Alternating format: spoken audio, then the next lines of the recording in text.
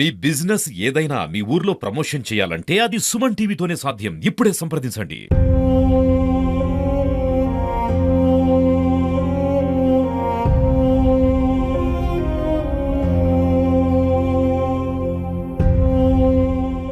నమస్తే, welcome to Suman TV. Nizamabad జిల్లాలో విషాదం చోటు చేసుకుంది. వరకట్న వేధింపుల తాళలేక ఒక వివాహిత ఆత్మహత్య చేసుకుంది.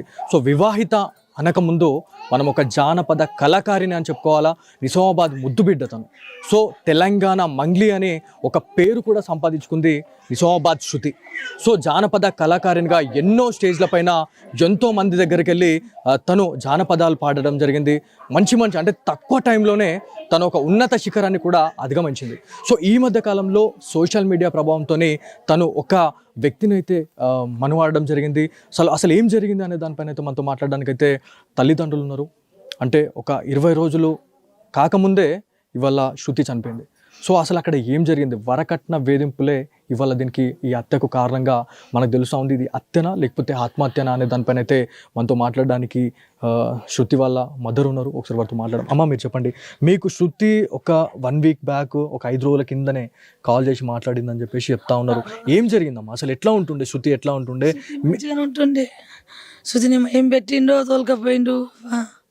తోలుకపోయి అట్లా చేసిండు సారు అసంటిది కాదు, అసంటిది కాదు. ఏం పెట్టేసిండో మేము లగ్గం చేస్తున్నాము, అటే తోలుకపోయి లగ్గం చేసుకున్నాడు. నా మొగడు పోయి మాట్లాడొచ్చి 3 తులాలు నల్ల పెడతా అన్నాడు. పెడతానంగా నా మత చచ్చిపోయింది. ఇక్కడ అడిగి వస్తాను మాట్లాడొచ్చి, నా పెద్ద బిడ్డ హైదరాబాద్ కాడ ఉంటుంది. హైదరాబాద్ కాడ కూర్చున్నట్టు ఈ కవర్ పోయింది. ఈ కవర్ పోగానే సోమవారం చేతికాడికి పోతే ఉండే. ఇక సబ్బదాకా ఆగిపోయినాం సారు. ఆ లగ్గం చేసుకున్నారు. ఇక దొంగతనాలు చేసుకుని దానికి ఏం పెట్టిండ్రో చేసేసుకున్నారు. ఇక మేము పోలేము, మాకు చెప్పలేరు సారు, చెప్పలేరు. అమ్మ, నీకు ఎప్పుడు చేసింది కాల్ చేసినప్పుడు? నీతో ఏం మాట్లాడింది తను? అమ్మ మీరు రండి, మంచిగా ఉన్నావు అమ్మ అన్నది. నాన్న మంచిగా ఉన్నాడంటే మంచిగా ఉన్నాడు అన్నాక నాన్న మాట్లాడన్నా అంటే నాన్న దగ్గరకు పోయినా మాట్లాడే అన్న. నేను మాట్లాడ అన్నాడు. అది అన్నది బంగారం కిందికి నన్ను బాధ పెట్టాడు అమ్మ. వాళ్ళు మాట్లాడిండ్రు కదా, బంగారం పెట్టమని అన్నది. అనగానే ఏమి పోయి ఎడిచి సబ్బుందా కొత్తేసిన సారు. నా మొగుడు చెప్పలేను నేను. ఇక ఇటు వచ్చి మాట్లాడినా. ఆయన లోపల అన్నాడు. ఇక సబ్బుందా నీకు ఒత్తేసి అది ఇట్లా అయిపోయింది. నేనేం చెయ్యాలా? కరెక్టే, వరకట్నం కిందే పోయింది. వాళ్ళు చేసేసిండ్రు. నేను నా తల్లి కడుపు తాళది కాలని ఆత్మహత్య చేసుకొని చనిపోయింది అని చెప్పి చెప్తా ఉన్నారు. ఇది కరెక్ట్గా కాదు. నేను పోయితే ఇక్కడ కొట్టినట్టున్నారు, వైరు పట్టి కొట్టిండ్రు, మూతి వచ్చేసినట్టున్నారు. నిద్రపోయి అన్నట్టే అన్నది. అన్ని చూసినా పెయ్యంతా చూసినా బంగారం లేకున్నది. అది మొత్తం మెత్త పెట్టి వచ్చేసినట్టున్నారు. మరొక తర్వాత మెడకు కొట్టిండ్రు, ఇంతకెళ్ళి ఇంత కొట్టిండ్రు, వైరు పట్టి కొట్టినట్టున్నారు. నల్లగా ఇంత మచ్చతోనే ఉన్నది. ఏడలేదు. అమ్మ, అంటే ఉరేసుకున్న తర్వాత నార్మల్గా కొన్ని ఆనవాళ్ళు కనిపిస్తాయి, కాకపోతే ఇక్కడ బ్లీడింగ్ అయినట్టు రక్తం వచ్చినట్టు కనిపించింది. అదేంది మరి? అంటే కొట్టినప్పుడే అది వెళ్ళిందా? కమిలిపోయింది. నేను చూసినా, ముద్దించుకున్నా, కాళ్ళు మగ్గినా, లగ్గం చేసుకున్నా అని నేను ముద్దించుకున్నా సారు. నా బంగారం నాడు అన్న సారు నన్ను తోలుక చేసిండ్రు. ఇక అలా కూడా మాట్లాడినా సార్. నేను ఈడికి అయిపోయింది. నా యవ్వను వరకట్నం పోయింది, పానం పోయింది సారు. వాళ్ళు తీసేసిండ్రు. ఇంత కక్ష ఎందుకు? అంటే ఇంత ప్రేమించి పెళ్లి చేసుకున్న వ్యక్తి ఎంత మంచి చూసుకోవాలి, మరి ఇంత దారుణానికి ఎందుకు ఈయన ఒడిగట్టిండు అనేది? కక్ష మీద చేసుకున్నట్టున్నాడు. దీన్ని చేసేసి దీన్ని ఇట్లా చేస్తా అనుకున్నాడు సారు. చేసేసిండు. దానికి ఓళ్ళు లేరు అనుకున్నాడు. మేము ఇలా ముట్టు చేయటం పోలేము సారు. నా మరిది చచ్చిపోయిండు, సొంత మరిది. మేము ఎట్లా పోవాలా? 20 రోజులు కూడా కాలేదు. అది చేసుకున్నాడు. ఇక నా అన్న చచ్చిపోయిండు, దీని వెళ్ళిపోతుందని చేసేసిండ్రు. మేము ఇంటికి వెళ్ళి ఏడ్చినాము సారు. మేము ఎట్లా పోవాలా? మరిదిని పొడగొట్టుకొని వారం రోజులు కాలేదు. అప్పటికి కూర్చుంటే పెద్ద మనిషితో మాట్లాడిపించినాము. ఆపునంటే ఆపలేరు. నా కొడుకు చచ్చిపోయినా దీని వెళ్ళిపోతుంది అన్నాడు వాళ్ళ మామ. ఆడికి అయిపోయింది సారు, పానం పోయింది. అమ్మ ఇంత కష్టకాలంలోనే వాళ్ళు ఇట్లా పెళ్లి చేసుకున్నారు అంటే ఇంకా కొన్ని రోజులు ఆగుతా అయిపోయేది కదా, మరి ఇంత ఇదే టైంలో చేసుకోవాలని వాళ్ళు ఎందుకు వాళ్ళు అనుకున్నారు మరి? అన్నాడు నమ్మగాడు ఆగుండ్రి అంటే నా అన్నాడు ఆడు వాళ్ళ మామ నా కొడుకు చచ్చిపోయింది నేను వెళ్ళిపోతుంది అన్నాడు. చేసుకున్నారు ఇక వాళ్ళు ఏమో పుస్తకాలు 2 కట్టిండ్రు చేసుకున్నట్టున్నారు అంతే. కాళ్ళకు మట్టెలు ఉన్నాయి చూసిన సార్ నిన్న నేను అంతే. మేము పెట్టిన పట్టగొలుసులు ఉన్నాయి, కమ్మలు ఉన్నాయి సారు.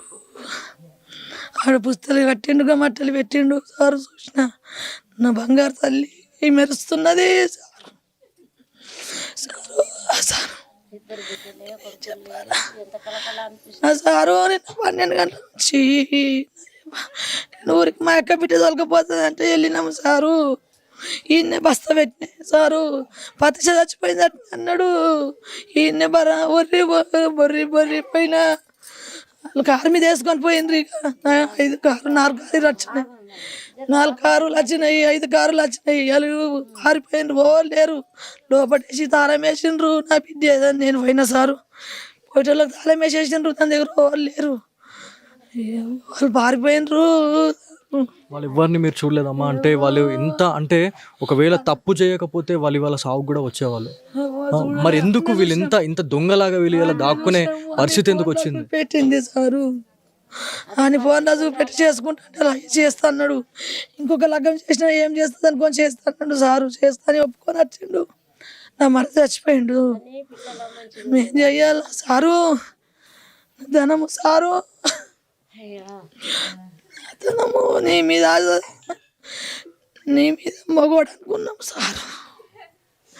నేను మాట్లాడాలా సారు? నిన్న 12 గంటల నుంచి ఏడుస్తున్నా, నాకు గొంతు సారు. ఇది మొత్తానికి ఉమ్మడి నిజామాబాద్ జిల్లాలో ఒక చర్చనీయాంశంగా అయిపోయింది. ఈ శృతికి సంబంధించిన ఘటన అనేది చాలా బాధని మిగిలించింది. సో నిజామాబాద్ జిల్లాలో ఇట్లాంటి ఇన్సిడెంట్ జరుగుతుందని చెప్పేసి కళలో కూడా అనుకోలేదు. కాకపోతే ఎవరైతే శృతి వాళ్ళ హస్బెండ్, సో తన పేరు దయాకర్ అని చెప్పి చెప్తా ఉన్నారు, అతను ప్రీ ప్లాన్డ్గానే ఇదంతా చేసినట్టు కనిపిస్తూ ఉంది. మనకి ఫొటోస్ కూడా వచ్చినాయి. ఫొటోస్ వీడియోస్లలో కూడా మనకి నార్మల్గా బ్లీడింగ్ అనేది ఏర్పడుతుంది. అంటే వాళ్ళు ఎంత చిత్రహింసలు చేసి చంపేశారో అనేది మనం ఆలోచించాలా. తను ఒక కామన్ ఒక సామాన్యమైనటువంటి మహిళ కూడా కాదు, ఒక జానపద కళాకారిని.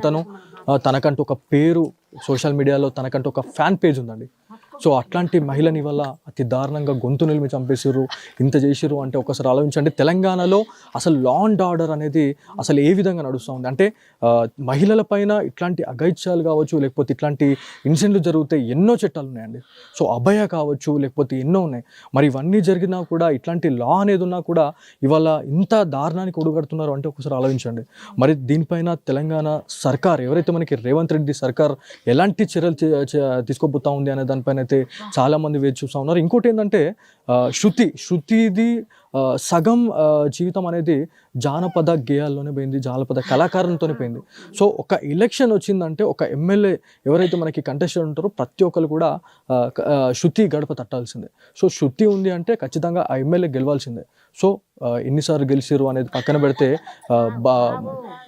పోచారం శ్రీనివాస్ రెడ్డి అయితే ఖచ్చితంగా దీనిపైన ఒక సమగ్ర విచారణ చేపట్టాలి అని చెప్పేసి మరి తెలంగాణ సర్కార్కి ఏమైనా చెప్తారా, లేకపోతే రేవంత్ రెడ్డి సర్కార్కి ఏమైనా విన్నయించుకుంటారా అనే దానిపైన అయితే చాలామంది వేచి చూస్తూ ఉన్నారు. మరి ఈ ఫ్యామిలీకి ఏమైనా పరిహారం అంటే నష్టపరిహారమా, లేకపోతే ఇంకేమైనా సహాయం ఏమైనా చేయాలని అనేది కూడా ఖచ్చితంగా మీరు ఆలోచించుకోవాలి. ఎందుకంటే వాళ్ళ రుణం తీర్చుకునే టైం ఇది. సో ఇది ఖచ్చితంగా మీరు తప్పుగా అనుకోండి, లేకపోతే ఇంకేమని అనుకోండి, కానీ ఖచ్చితంగా ఎమ్మెల్యేలు ఎవరైతే ఉన్నారో ఇప్పటికైనా వీళ్ళ రుణం తీర్చుకుంటారు అని చెప్పేసి మా సుమన్ టీవీ తరఫున మేము కోరుతా ఉన్నాం. సో ఇది ఇక్కడ ఉన్న తాజా పరిస్థితి. కెమెరా పర్సన్ కార్తిక్తో బాలు, సుమన్ టీవీ, నిజామాబాద్ నుంచి.